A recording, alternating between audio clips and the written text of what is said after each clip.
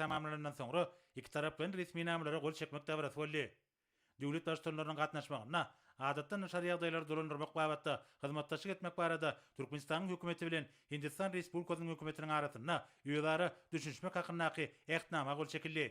Jinaýatçylyk ýolundan alynan giýdejleriň kanunlaşdyrylmagy, predikat jinaýatler we terrorçylyk maliýeleşdirme bilen bagly maliýe maglumatlary alşmak babatda hyzmatdaşlyk etmek barada Türkmenistanyň Maliýe we Ykdysadyýet ministrliginiň ýanynaky Maliýe gödäwçiligi gullugy bilen Hindistan Respublikasynyň Maliýe aňtawçylyk idarasynyň arasynda ýölara düşünşmek hakyndaky ehtnama alşyldy.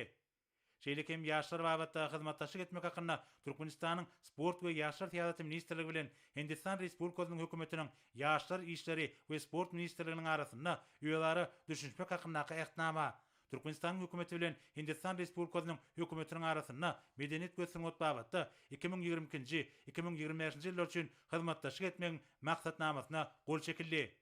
Şonuň ýalyda Hindistan Respublikasynyň prezidentiniň Türkmenistana döwlet saparynyň netijeleri boýunça bilelikdäki Türkmen-Hindi beýannamasy kabul edildi.